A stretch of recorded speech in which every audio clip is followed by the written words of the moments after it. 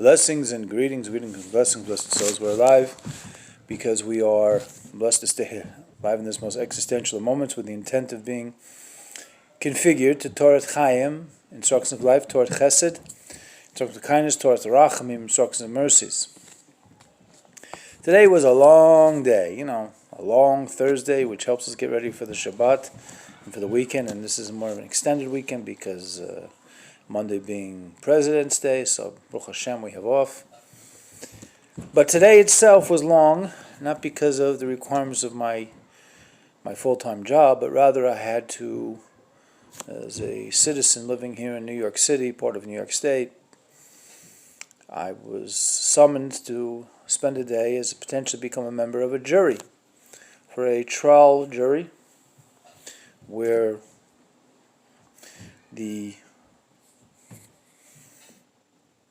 damages were caused to a certain person, and I was being evaluated if I could be part of the jury, and I was not accepted, and I did my one-day service, and I'll have to wait another 8 years before I'm summoned again to potentially become a juror.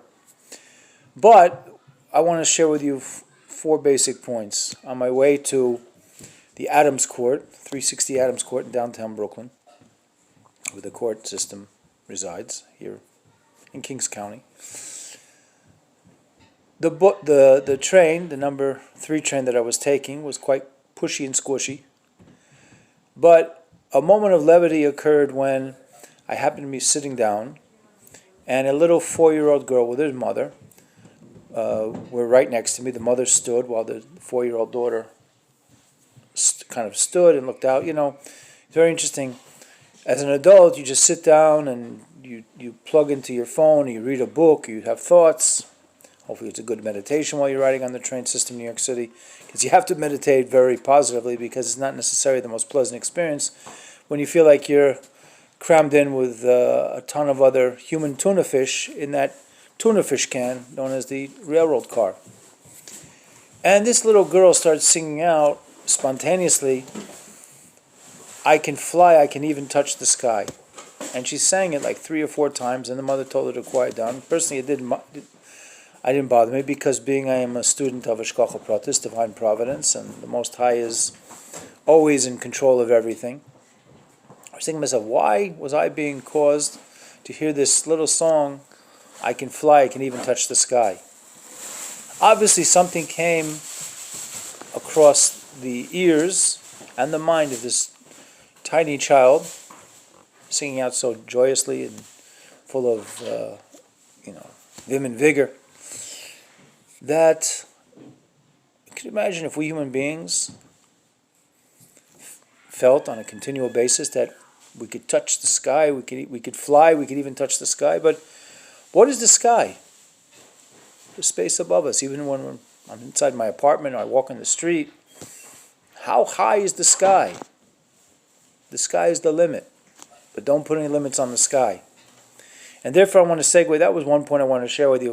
I want to segue with you to 3 levels of leaving Egypt, because in this week's Torah portion, Parshas Yisro, or Jethro, who was the father-in-law of Moses, the mighty Levite prophet, that we see, according to the teachings of the Alter Rebbe, the first Chabad Rebbe, that there were 3 levels of leaving Egypt that our Patriarch Abraham experienced.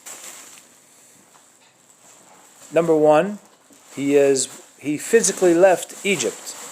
Him and his wife Sarah went to Egypt for a very short time and left, and they physically went out.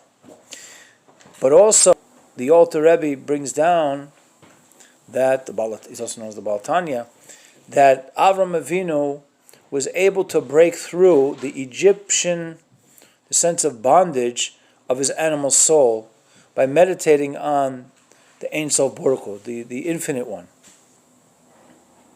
So that was a second level leaving Egypt, going beyond the animal desires that a human being, that we all have. And the animal desire is not necessarily a negative thing, as much as it's a desire for the physicality, to the exclusion of recognition that there's a Devarish Avaya, there's the word of the Almighty, which is bringing into creation constantly, ex nihilo, yesh ma'ayin, something from absolute nothingness. Nothing compels the Creator to do what He does, Creator does, except for the fact that the Creator has so willed that the world should be a sustainable creation that we can tangibly observe and use our garments of thought and speech and action and make it a better world and a pleasant habitation for all 7.7 billion human beings and the various forms of inanimate matter and vegetable matter and animal matter.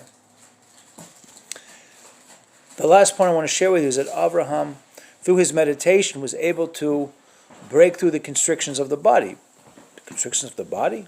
I mean, the body is what sets us free. I mean, we want to experience this world through our body, right? Yeah, we do, because the Creator gave us a body to allow our soul powers to be expressed. There's a certain soul power expressed when I raise my right hand. There's a certain soul power expressed when I raise my left hand. And when I put them together, or I pray, or I give $1 of tzedakah to someone. All of this. But the body in and of itself is like an imprisonment, because not all of the soul can be expressed at any one time through the body. But it's drizzling down and being drawn to the body through our acts of kindness, our Torah study, our prayer, our good thoughts about other people. So that's another level of leaving Egypt. Kind of an eclectic presentation, bringing down some ideas from Torah or from the Torah portion of Yisro. And may we get out of our own personal levels of Egypt and get to the promised land of actualized human consciousness totally dedicated to the Creator. In the way of Ahava Chad, one love, Gurla Chad, one destiny, Kolana for all of us, but Darki Nom, Darki Shalom, in a peaceful, pleasant way. And I have to remind everyone, I've got to be good, you've got to be good, we've all got to be good, because the Teva Tov Lehetiv is the nature of the good to do, good to create, is the source of our goodness, waits ever so patiently for us to make that exodus the movement of all human people.